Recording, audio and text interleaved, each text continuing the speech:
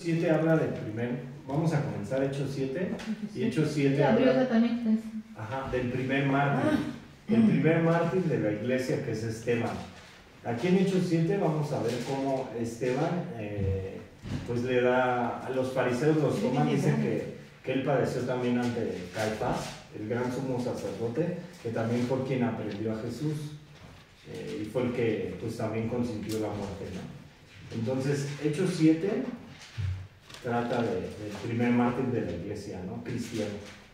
Es el primer mártir, y aquí Esteban va a tratar de hablar a los judíos de cómo él había hecho su defensa ante los judíos, ¿no? O sea, aquí lo importante de Hechos 7 podemos ver cómo él les predicaba la palabra de Dios a los judíos, pero los judíos no creían. O sea, como que los judíos estaban así, no creían quién era Dios, ¿no? O sea, bueno, no creían que Jesús era Dios, ¿no? Bien, sí sabían quién era Dios, pero lo habían rechazado. Y aquí Esteban va a defender otra vez la postura, ¿no? Entonces es lo que vamos a ver y cómo entra él al concilio, ¿no? Vamos a leer los versos, este es un capítulo largo.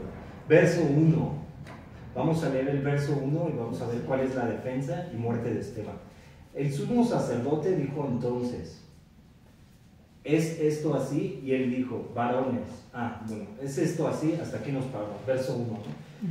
Entonces, la historia de Israel, aquí se va a ver la historia de Israel desde el tiempo de Abraham, cómo Dios forma la nación de Israel y hace una nación santa, ¿no? Para que fuera una nación diferente a los demás. Esteban se va a defender diciéndole que Moisés había recibido la ley en el monte del Sinaí, pero ellos habían dejado la ley y pues fundieron el becerro de oro y todo lo que hicieron, ¿no? O sea, hicieron sus ídolos, ¿no? Fíjate, dice: este fue el primer mártir de la iglesia primitiva.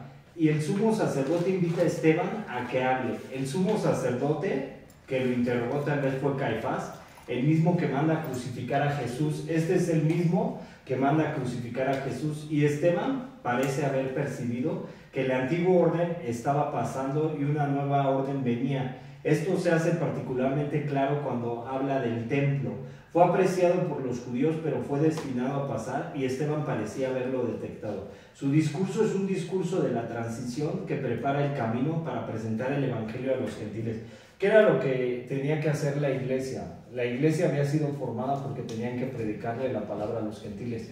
Acuérdense que Jesucristo vino a eso, a predicar, a anunciarse a los gentiles, a darles la salvación a los gentiles como nosotros. Entonces Israel pues realmente eran celosos de Dios, ¿no? Entonces tenían a Esteban, que Esteban era parte de la iglesia primitiva, y ¿qué fue lo que hicieron? Como veían a Esteban realmente como que no estaba, sí estaba con Dios, pero ellos pensaban que él no estaba con Dios, pues que decían que estaba blasfemando en contra de Dios. Entonces Esteban lo que va a hacer es que les va a dar un discurso a los judíos desde Abraham hasta Moisés, ¿no? Y les va a dar un discurso de cómo ellos rechazaron a Dios todo el tiempo, ¿no?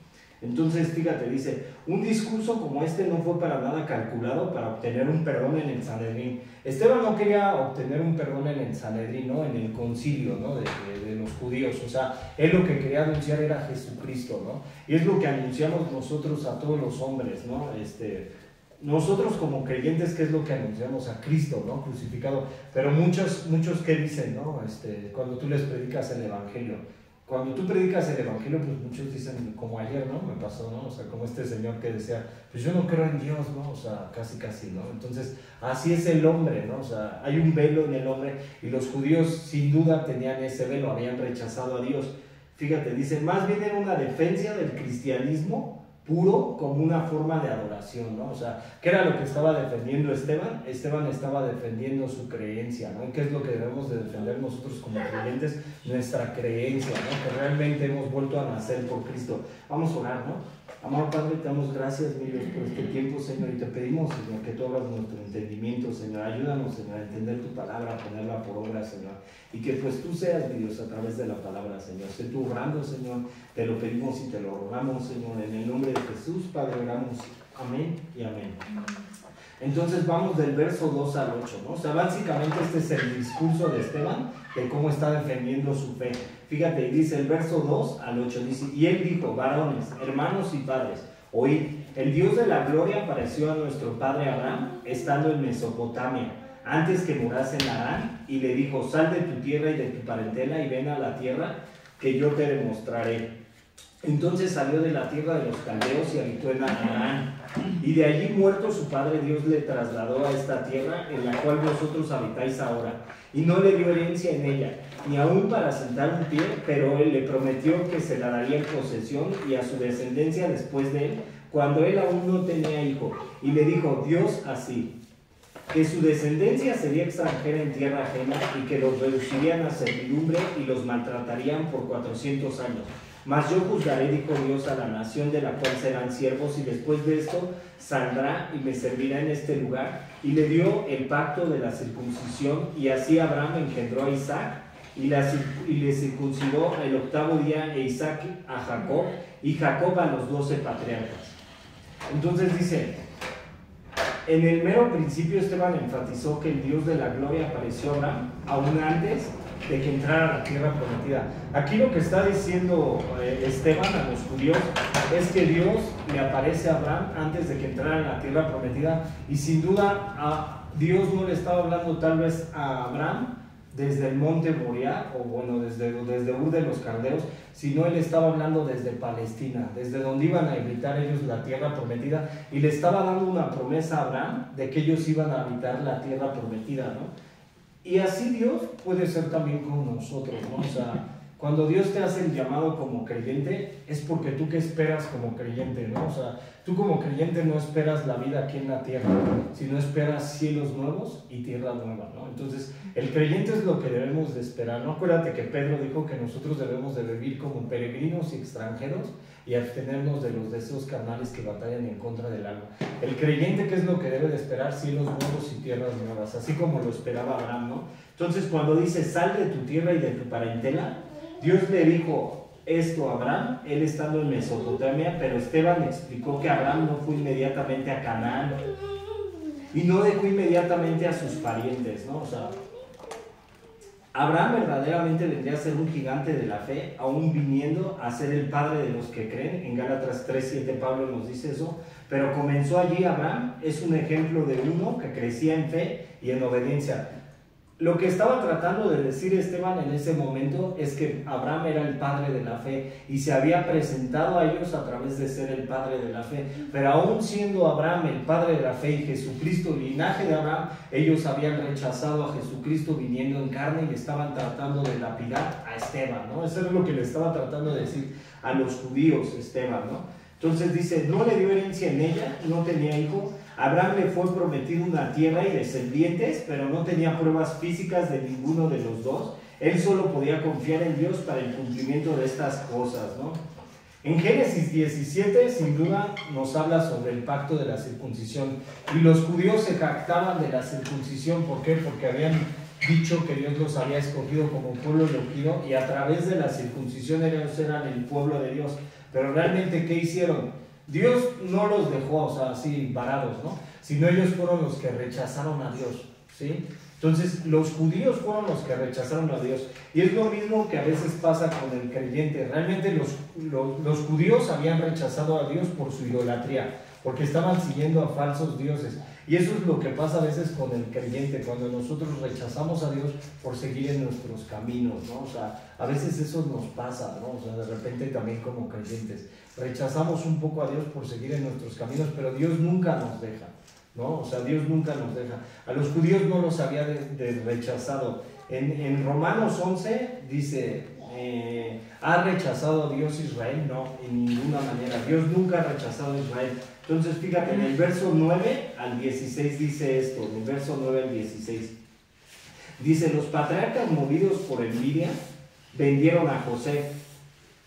Aquí Esteban está anunciando a José y está recordando a José porque José era un tipo de Jesucristo, ¿no? O sea, ¿por qué? La Biblia dice en Juan 1:12, dice, a su pueblo fue, pero su pueblo no le recibió, más a todos los que le recibimos nos dio autoridad de ser hijos de Dios, ¿no? O sea, ¿qué hicieron los judíos? O sea, los judíos, las mismas 12 tribus, ¿qué hicieron, no? Pues vendieron a José por por 20 ciclos de plata, y a Jesucristo también lo vendieron por 30 ciclos de plata, ¿no? O sea, Judas Iscariote, por quien lo entregó y todo. Entonces, por eso aquí Esteban está anunciando a José, que es un tipo de Jesucristo.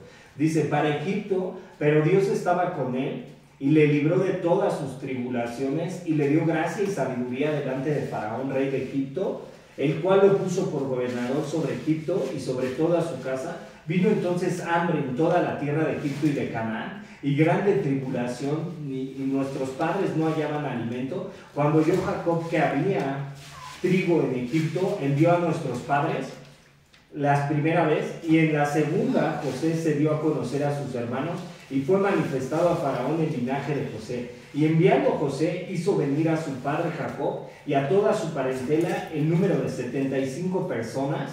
Así descendió Jacob a Egipto, donde murió él y también nuestros padres, los cuales fueron trasladados a Siquem y puestos en el sepulcro que a precio de dinero compró Abraham de los hijos de Amor en Siquem. Aquí lo que está tratando de decir Esteban es que a José lo vendieron y José aún así se les reveló, y ellos, bueno, sí siguieron a José, pero eso es lo que pasó también con los judíos. Jesucristo, ¿cómo se mostró con los judíos, no? Como Dios, ¿no? O sea, Jesucristo les dijo a los judíos que eran Dios, y que era lo que decían los judíos, ¿no? Que blasfemaba en contra de Dios, ¿no?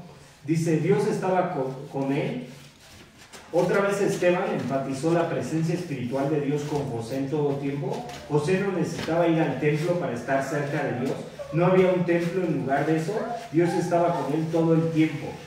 Bueno, el hecho de que Dios haya estado todo el tiempo con José, eso no exime a que el cristiano siga al Señor, ¿no? O sea, porque aquí está diciendo el comentarista que él no necesitaba ir al templo.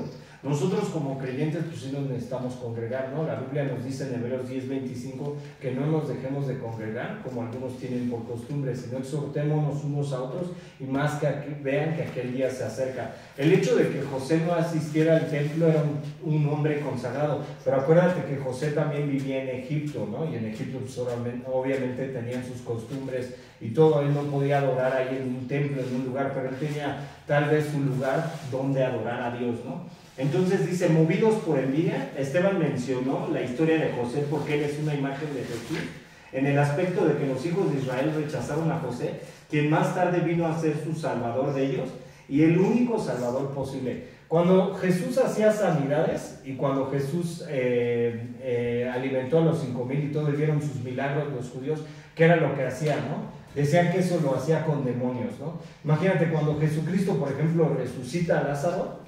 ¿Qué fue lo que decían los judíos, ¿no? Cuando él resucita a Lázaro? Que él lo hizo a través de demonios, ¿no? Entonces, ellos no creían que Jesucristo era Dios, ¿no? O sea, ellos esperaban que un Mesías fuerte, ¿no? Un Mesías que realmente los salvara. Y no podían ver a Jesucristo. Entonces, por eso los judíos habían rechazado a Jesús, ¿no? O sea, Jesús había descendido en carnes. Sin duda, Jesús es la imagen del Dios invisible. ¿Y qué era lo que habían hecho los judíos? Rechazado, ¿no? ¿Y qué es lo que hace el hombre hoy en día también? El hombre hoy en día rechaza a Jesús, ¿no? O sea, y rechazar a Jesús es rechazar a Dios, ¿no? O sea, ahora el verso 17 al 22, la primera parte de la vida de Moisés, vamos a leer del 17 al 22.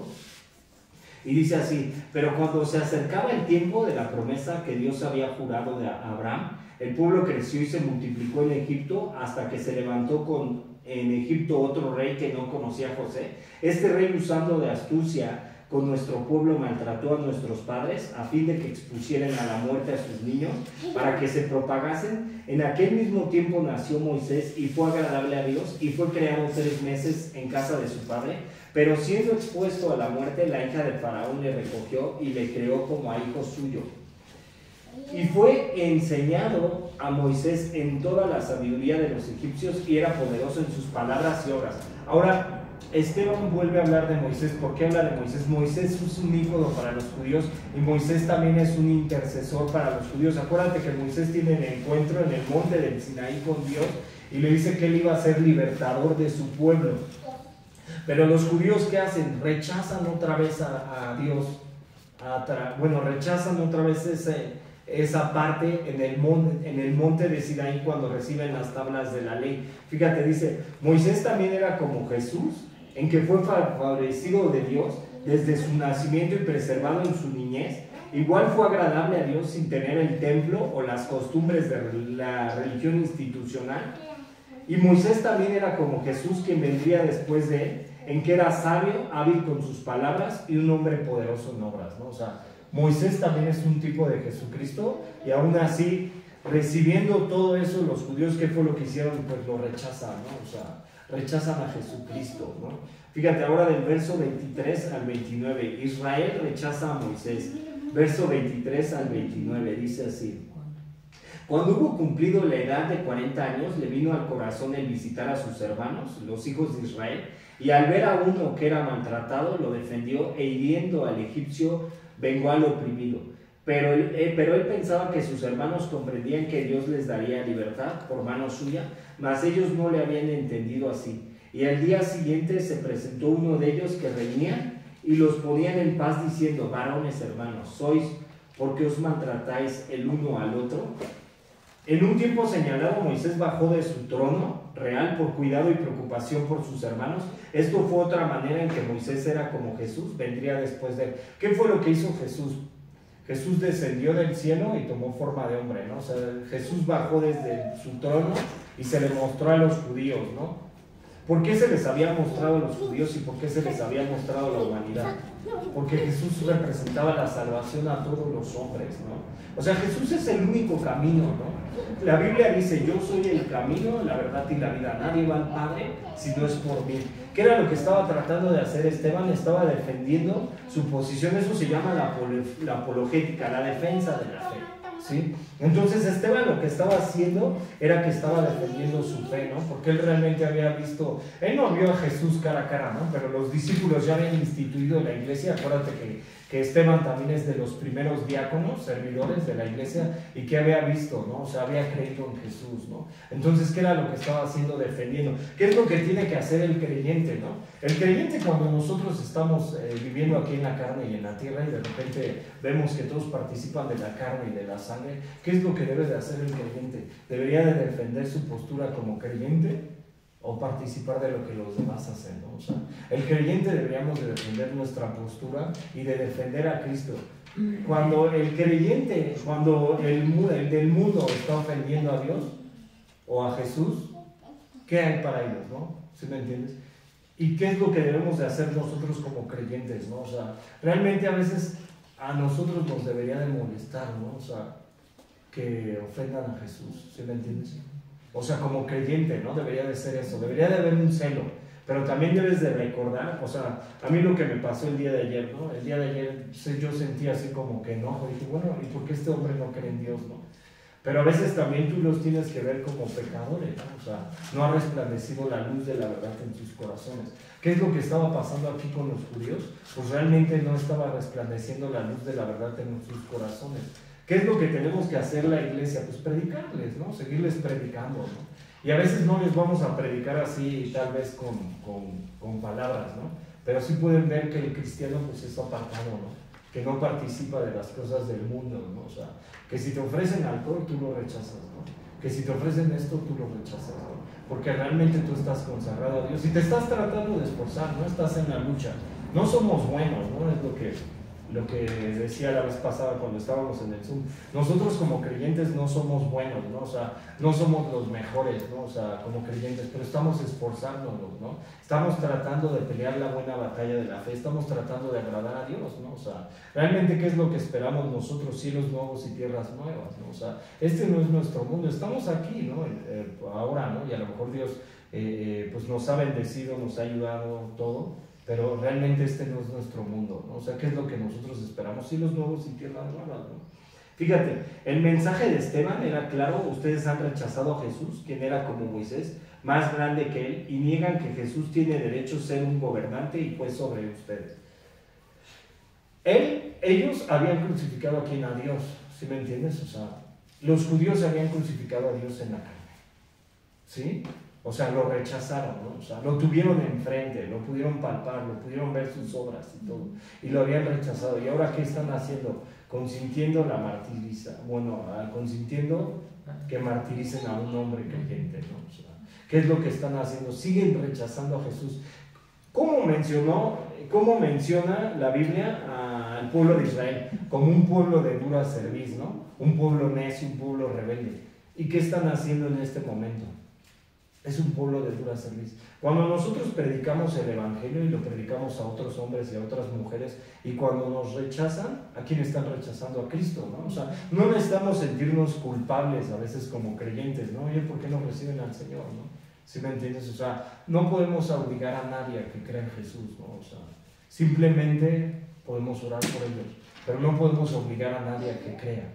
O sea, lo único que nos queda es orar por ellos. Pero saber que el que rechaza a Jesús está rechazando a Dios. ¿Y ahí qué le va a pasar al hombre que rechaza a Jesús? ¿Qué le va a pasar? O sea, ¿cómo se mostró Jesús? Como la salvación a todos los hombres, ¿no? Fíjate, el verso 30 al 34 dice: Dios apareció a Moisés en el monte del Sinaí. 30 al 34, está largo este capítulo. Dice: pasados 40 años, un ángel se le apareció en el desierto del monte de Sinaí en la llama de fuego de una zarza. Sin duda, quien se le aparece a Moisés en el monte del Sinaí, en esa llama de zarza ardiente, es el mismo Jesucristo, ¿no? Entonces Moisés, mirando, se maravilló de la visión, y acercándose para observar, vino a él la voz del Señor: yo soy el Dios de tus padres, el Dios de Abraham, el Dios de Isaac, el Dios de Jacob. Y Moisés, temblando, no se atrevía a mirar, y le dijo el Señor: quita el calzado de tus pies, porque el lugar en que estás en esta tierra santa. Ciertamente he visto la aflicción de mi pueblo que está en Egipto, y he oído su gemido, y he descendido para librarlos. Ahora pues ven, te enviaré a Egipto. Esteban aquí lo que le está diciendo al pueblo de Israel, que Dios, ¿qué hizo, no? A través de Moisés los libertó. Y que habían visto sus obras a través de Moisés. ¿Qué fue lo que dijo antes Moisés? En Éxodo, lo leímos la semana pasada, que Dios iba a sacar al pueblo de Israel con sus maravillas y con sus prodigios, ¿no? Y que iba a humillar a Faraón, ¿no? Y fue lo que hizo, ¿no? Entonces, fíjate, dice: un ángel del cielo. Otra vez Esteban enfatizó uno de los puntos principales de su respuesta al concilio, que Dios, su gloria, su obra no eran confinadas al templo. Dios apareció a Moisés en el desierto antes de que siquiera hubiera un templo. ¿Qué era lo que adoraban los judíos? Al templo de Jerusalén, ¿no? O sea, ellos se postraban y adoraban y juraban por el templo. Pero realmente Dios no habita en templos. Nosotros no podemos encerrar a Dios en este lugar. Porque la Biblia, ¿qué dice, no? Que la tierra es el estrado de sus pies y el cielo el firmamento de sus manos, ¿no? O sea, realmente Dios no lo puedes encerrar en ningún lugar, ¿no? O sea, no lo puedes guardar en ningún lugar, ¿no? O sea, Él es más grande que todo, ¿no? Y era lo que les estaba diciendo también a los judíos, ¿no? Esteban. Ahora el verso 35 y 36, Moisés era libertado de Israel a pesar del rechazo previo de Israel. Verso 35 al 36, a este Moisés, a quien había rechazado diciendo: ¿quién te ha puesto por gobernante y juez? A este lo envió Dios como gobernante y libertador por mano del ángel que se le apareció en la zarza.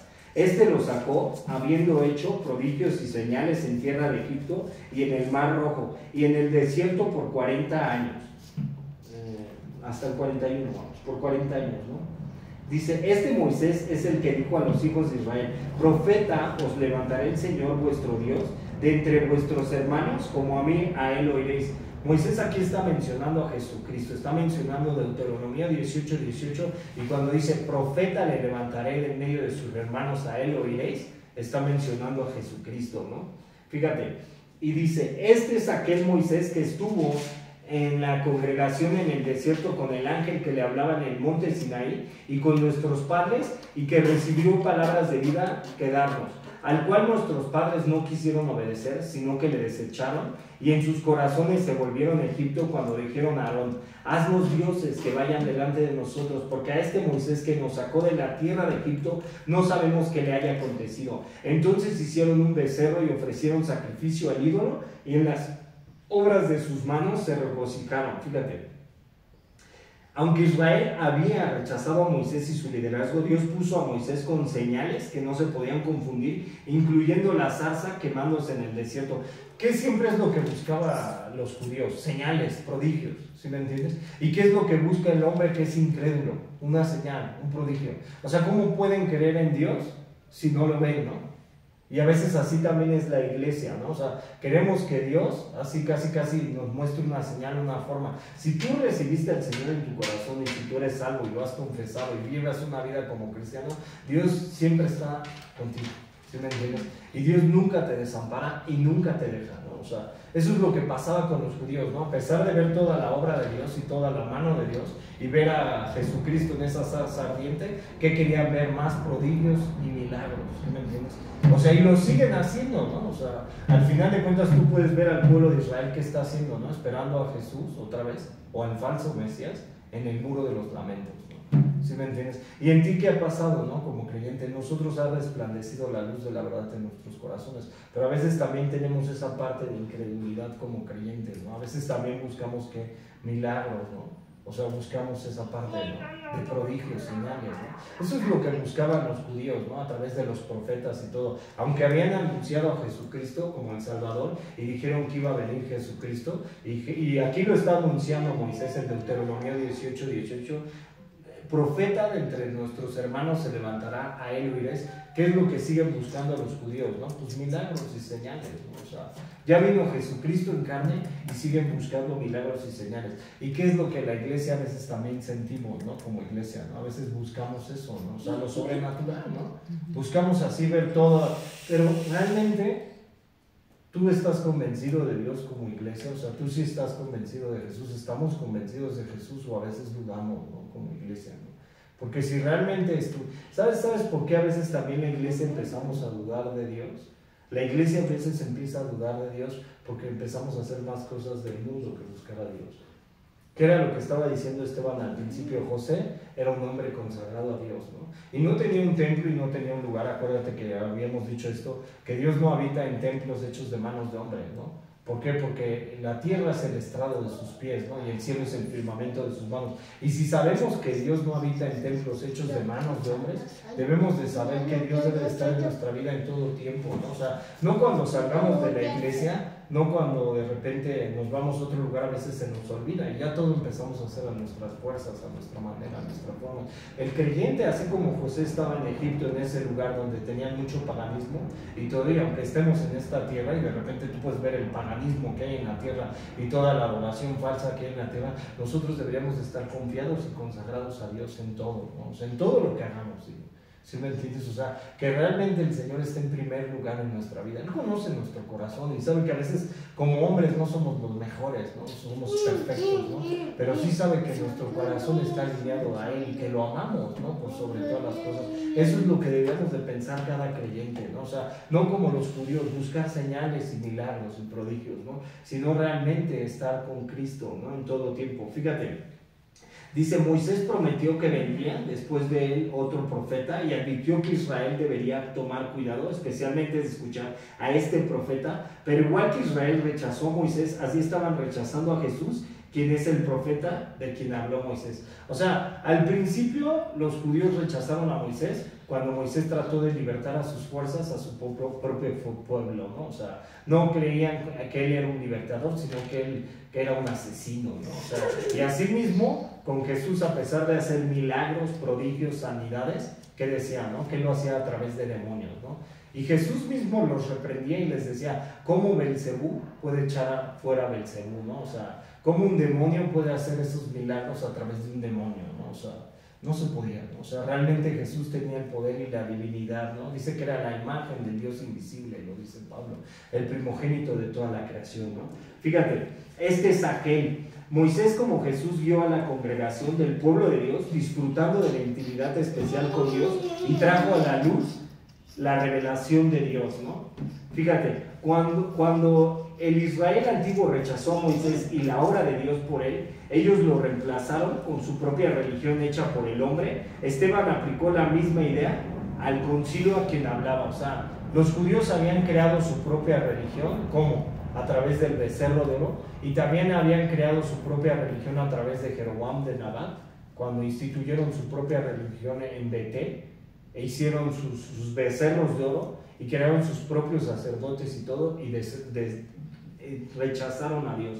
Fíjate, en el verso 42 al 44, dice, del verso 42 al 44, Dios se apartó y los entregó a que rindiesen culto al ejército del cielo. Aquí nos lo está recordando Esteban. ¿Qué fue lo que hizo el pueblo de Israel? Acuérdate que ellos empezaron a idolatrar y todo con los reyes de Israel, y después de los reyes de Israel se levantó un profeta, Jeremías, y Jeremías los empezaba a reprender y les decía que adoraban a la reina del cielo, ¿no? Y aquí lo está diciendo, ¿no? O sea, y la reina del cielo pues representaba eso. Fíjate, Dios apartó y los entregó que rindiesen culto al ejército del cielo, como está escrito en el libro de los profetas.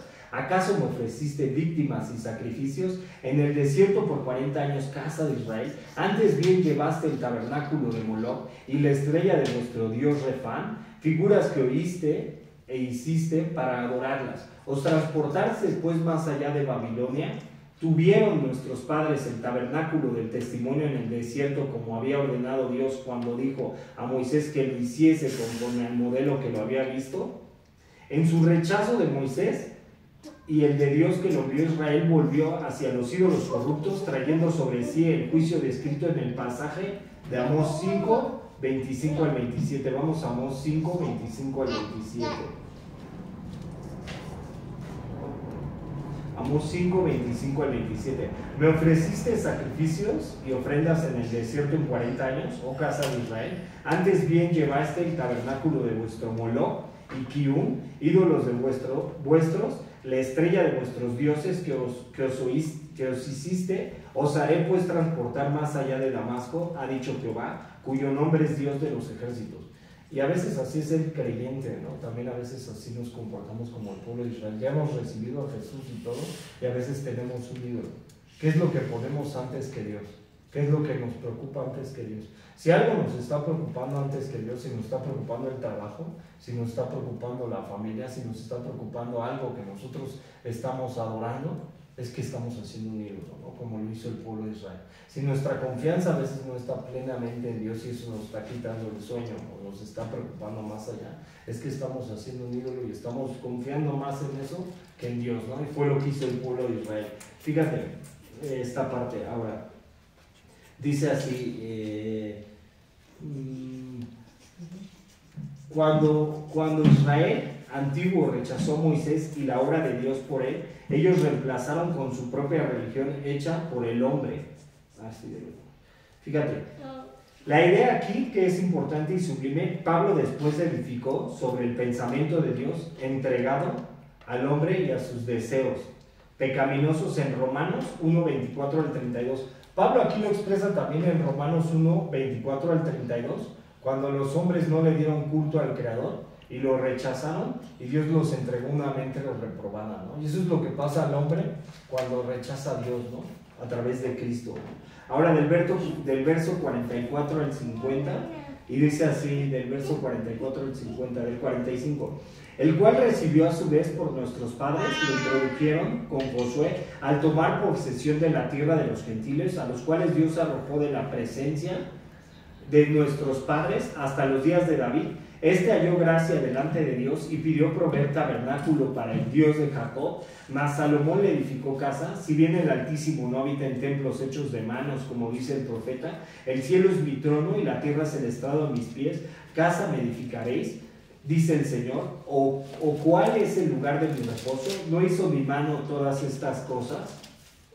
Esteban confrontó su idolatría del templo. En hacerlos ellos intentaron confinar a Dios dentro de un templo, pero Dios es demasiado grande para caber en cualquier templo que el hombre podría hacer, ¿no? O sea, realmente ¿qué fue lo que trataron de hacer los judíos? Meter a Dios en un templo, pero Dios no puede habitar en un templo hechos de manos de hombre. Ahora el verso 51 al 53, Esteban aplica el sermón a sus oyentes: duros de cerviz e incircuncisos de corazón y de oídos, vosotros recibiste siempre al Espíritu Santo como vuestros padres, así también vosotros, al cual de los profetas no persiguieron vuestros padres, y mataron a los que anunciaron de antemano la venida del justo, de quien vosotros ahora habéis sido entregadores y matadores, vosotros que recibiste la ley por disposición de ángeles y no la guardaste, ¿no? ¿Qué es lo que está diciendo aquí Esteban? Tomando el concepto del Antiguo Testamento, Esteban reprendió a aquellos que rechazaban a Jesús como duro de cerviz, como descrito en Israel, en pasajes como Éxodo 32 y 9, y como incircuncisos de corazón y de oídos, como está escrito en Jeremías 9:26. Fíjate, Israel se enorgullecía en la señal de la circuncisión porque lo separaba de los gentiles. Esteban especialmente dijo, ustedes son iguales a los gentiles en su rechazo a Jesús, ¿no? ¿Qué fue lo que les estaba tratando de decir Esteban a los judíos? Que ellos, igual que los gentiles, rechazaban a Jesús. Ahora el verso 54 al 56 dice, oyendo estas cosas se enfurecían en sus corazones y crujían los dientes contra él, pero Esteban, lleno del Espíritu Santo, puesto los ojos en el cielo, vio la gloria de Dios, a Jesús que estaba a la diestra de Dios, y dijo, he aquí veo los cielos abiertos y al Hijo del Hombre que está a la diestra de Dios. Imagínate Esteban diciéndole esto a los judíos, o sea, que estaba viendo a Jesús, y los judíos pues más se enojaban, ¿no? O sea, ¿por qué? Y así es el creyente, ¿no? Cuando empezamos a predicar el Evangelio y les empezamos a predicar la verdad, y de repente, ¿qué pasa, ¿no? Con la gente, ¿no? Cuando tú le empiezas a predicar que el pecado los separa de Dios, ¿qué hace la gente, no? O sea, el gentil no le gusta, ¿no? O sea, ¿por qué? Porque la Biblia dice que ellos amaron más las tinieblas que la luz.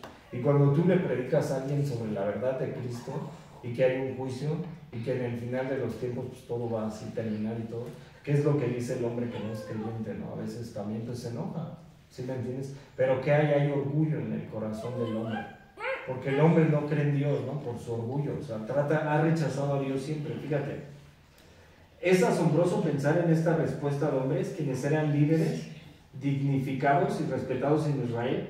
Esto es como si un grupo de senadores crujieran los dientes airados en respuesta del testimonio de un testigo o vista. Fíjate, es difícil describir exactamente lo que vio Esteban. No podemos decir si esto fue una visión personal o si un tipo de ventana al cielo fue abierto, pero ir más allá de la descripción sencilla del texto era pura especulación. Esteban no tenía miedo a la muerte, ¿no? Y el creyente no tenemos de tener miedo a la muerte, ¿no? O sea, la muerte no se debe de enseñorear de nosotros, ¿no? O sea, había un caso el día viernes de una persona que iba a partir con el Señor y tenía un derrame cerebral. Y a veces sí es duro, ¿no? O sea, ¿por qué? Porque a veces como creyente, pues tú quieres, a veces también pues tienes familia y todo, ¿no? Y sabes que ella dejó hijos y dejó un esposo y todo, ¿no? Y a veces tú no quisieras eso, ¿no? Pero tú como creyente sabrías que la muerte es un paso para llegar a Cristo, ¿no? Y lo que estaba viendo aquí Esteban era la presencia de Dios en el cielo, ¿no? Y que estaba a un paso de llegar a los pies de Jesús, ¿no? Entonces, Pablo así lo expresa, ¿no? En Corintios, que la muerte no se debe de enseñorear de nosotros, ¿no? O sea, el creyente, Pablo así lo decía, ¿no? En Filipenses. En Filipenses decía así, ¿no? Que por causa de la iglesia de Filipos él estaba en la carne, pero para él era una ganancia ir al Señor, ¿no? Él lo dijo así, para mí el vivir es Cristo y el morir es ganancia, ¿no? Y si por causa de vosotros yo estoy aquí en la carnera para predicar. Pero el creyente realmente no debería de ver la muerte así como algo uy, no quiero atesorarla, ¿no? Como el mundo lo hace, ¿no? Porque el mundo, o sea, no es malo, ¿no? Que tú te cuides como creyente, porque pues también tienes que cuidarte y todo, ¿no? Pero no deberíamos de ver así la muerte como algo doloroso, ¿no? O atesorar nuestra vida aquí, ¿no? O sea, sí, Esteban lo que estaba haciendo aquí predicando el Evangelio, o sea, les predicaba tanto a los judíos y todo, y nosotros como creyentes, ¿qué es lo que debemos de hacer aquí en la tierra? Pues predicar la palabra, ¿no? O sea, que nosotros estemos como creyentes y estemos predicando la palabra, ¿no? Si nosotros estamos en esta tierra es para que anunciemos a Cristo, ¿no? Para que predicamos la palabra, para que también la guardemos, para que obedezcamos la palabra, para que vivamos como cristianos, ¿no? En la tierra, para que seamos una nación diferente. Eso era lo que estaba, todo este mensaje era lo que trataba de decirle Esteban a los judíos, que ellos realmente no estaban viviendo como Dios quería que vivieran, ¿no? Y eso es un eco también para nosotros, que la iglesia, ¿no? Porque la iglesia se ha sido apartada, y si la iglesia es el Israel espiritual, ¿cómo debería de vivir el creyente en la tierra? O sea, el creyente en la tierra no debería de vivir así todo ensimismado en las cosas del mundo, afanado, o sea, y de repente así idolatrando otras cosas. El creyente realmente debería de vivir en Cristo, ¿sí me entiendes? Sabiendo, ¿no? Que este mundo es caído y que en cualquier momento el Señor te puede llamar a su presencia, y que tú no estés afanado en las cosas de este mundo, ¿no? Sino que realmente estés confiado en Él. Y aún así en la tierra, Cristo te ayuda a vivir una vida en el Espíritu, ¿no? Que tú tienes aflicciones, tú tienes pruebas, tú tienes luchas, pero estás confiando en Él, ¿no? Y sabes que en cualquier momento el Señor te puede llamar a su presencia, ¿no? O sea, no debemos estar pensando así. Era lo que estaba tratando de ver Esteban, ¿no? Que de repente él ya estaba viendo a Jesús a la diestra del Padre, ¿no? Y eso es lo que debemos de pensar todos los creyentes, ¿no? O sea, que si el Señor nos llama, y si nos llamó, imagínate, también nos salvó de la ira, ¿no? O sea, ¿qué le va a pasar al que es gentil? ¿Qué le va a pasar al que no ha recibido a Cristo en el corazón, ¿no? O sea, ¿qué le va a pasar al incrédulo? O sea, ahí hay un juicio, ¿no? La Biblia sí nos dice eso, ¿no? O sea, pero el creyente pues no nos debería de avergonzar ni el Evangelio ni avergonzar a Cristo, al contrario, ¿no? Deberíamos de sentirnos satisfechos antes de todas las cosas que Dios nos pueda bendecir como creyentes, porque pues sí Dios te bendice, ¿no? Y te ayuda y todo, pero antes de todas las cosas que Dios te dé, que todo lo que Dios te provee, todo, tú debes de pensar eso, ¿no? Que, o sea, que primero eres salvo, ¿no? Y Dios te ha salvado de la ira, ¿no? O sea, ¿y cuál va a ser la ira, ¿no? De Dios, ¿no? O sea, que va a barrer el pecado de la humanidad, ¿no? Y que tú te vas a sentar en la mesa del Cordero y vas a estar ahí en esas bodas con Cristo, ¿no? O sea, y que Él ya tiene una casa para ti, tiene una morada, ¿no? O sea, preparada. Eso es lo que debemos de pensar cada creyente, ¿no? Antes de a lo mejor así querer cuidar nuestra vida aquí en la tierra. O sea, no digo de que no cuidemos, ¿no? O sea, hay que cuidarnos, pero también no digo que nos preocupe todo eso antes que todo, que nos preocupe más lo terrenal antes que Dios, ¿no? O sea, primero antes que todo nos debería de preocupar Dios, ¿no? O sea, preocupar en cuestión de que le demos más tiempo a Él antes de todas las cosas, ¿no? Que si de repente estamos así afanados por algo, pues entregárselo al Señor, ¿no? O sea, orar por eso y decirle, Señor, pues tú ayúdame, ¿no? Y estar en las cosas de Dios, no más. Fíjate, dice el verso 57 al 60, dice así, dice, entonces ellos dando grandes voces se taparon los oídos y arremetieron a uno contra él, y echándole fuera de la ciudad le apedrearon, y los testigos pusieron sus ropas a los pies de un joven que se llamaba Saulo, y apedrearon a Esteban, mientras él invocaba y decía, Señor Jesús, recibe mi espíritu, y puesto de rodillas clamó a gran voz, no les tomes, y puesto de rodillas clamó a gran voz, Señor, no les tomes en cuenta este pecado, y habiendo dicho esto, durmió, ¿no? O sea, imagínate, Esteban, el primer mártir, lapidado, apedreado por su mismo pueblo y todo, y de repente sabiendo que va a la presencia de Dios, y sin temor alguno. Y Esteban todavía un hombre, que era un hombre conforme a Dios. ¿Por qué? Porque al final de cuentas, ¿qué les dijo? No le tomes en cuenta estos pecados, ¿no? Si Dios no hubiera tomado en cuenta esos pecados a los judíos, imagínate, Saulo de Tarso no hubiera podido predicar más parte del Evangelio, porque ahí estaba, ¿no? Consintiendo la muerte de Esteban, ¿no? O sea, y eso es lo que a veces también nosotros como creyentes debemos de hacer. O sea, si rechazan a Jesús cuando nosotros predicamos la palabra, o sea, no tener así ese resentimiento, ese recelo, ¿no? De decir, oye, ¿por qué este cuate no quiere recibir a Cristo? ¿Por qué no quiere escuchar de Jesús, no? Al final de cuentas la iglesia está para anunciar y orar por ellos, ¿no? ¿Sí me entiendes? O sea, no podemos obligar a nadie a que crea en Cristo, ¿no? Ni de nuestra propia familia, ¿no? O sea, quisiéramos que todos creyeran en Dios y quisiéramos que todos fueran a Cristo, pero nosotros no podemos obligar a nadie. Lo único que nos queda es orar por ellos. Fíjate, estos fueron hombres mayores, distinguidos, que estaban comportando así. La reacción del Sanedrín parece extrema, pero es típico de aquellos que rechazan a Dios y son perdidos en locura espiritual. Hicieron llanto en agonía y se taparon los oídos ante la revelación de Dios, la cual tenía por blasfemia. Es una cosa peligrosa ser religioso aparte de una relación verdadera con Jesucristo. Esto cumple lo que Jesús advirtió en Juan 16, 2, 3. Aún viene la hora cuando cualquiera que os mate pensará que rinde servicio a Dios, y harán esto porque no conocen al Padre ni a mí, ¿no? O sea, ¿qué era lo que estaban haciendo estos judíos? Pensaban que estaban rendiendo servicio a Dios, ¿no? Pero realmente no, ¿no? O sea, realmente lo estaban rechazando. Y dice aquí que llegará el momento en que algunos que nos maten y digan que están rindiendo servicio a Dios, ¿no? O sea, aquí todavía no tenemos ese problema, ¿no? Como iglesia, de que no podemos predicar el Evangelio. Aquí lo podemos predicar y todavía no nos multan, todavía no nos meten a la cárcel, o sea, no es así delito ni nada, ¿no? Todavía hay el libre culto, ¿no? Y hay que aprovecharlo como iglesia, ¿no? O sea, pero hay lugares donde ya no se puede predicar la palabra porque los asesinan, ¿no? Entonces, eso es lo que tenemos, pero va a llegar un momento, aquí Jesús lo anunció, en donde se predique la palabra y piensan que están rindiendo culto a Dios, y si te asesinan, es que están rindiendo culto a Dios, ¿no? Pues vamos a orar, ¿va? Señor, te damos gracias, mi Dios, por este tiempo, Señor, y te pedimos, Señor, que pues tú seas en nuestras vidas, Señor, y ayúdanos, Señor, y que pues no atesoremos nuestra vida aquí, Señor, sino que sepamos, Señor, que el cielo y tierra pasarán, Señor, mas tus palabras no pasarán, Señor, y que el cielo y la tierra son pasajeros, Señor.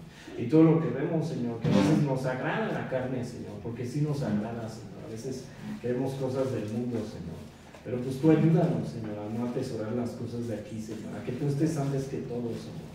Sé tú obrando, Señor, y ayúdanos, Señor, a que tú mengues, Señor, a que nosotros menguemos y que tú crezcas, Señor, que tú nos ayudes, Señor.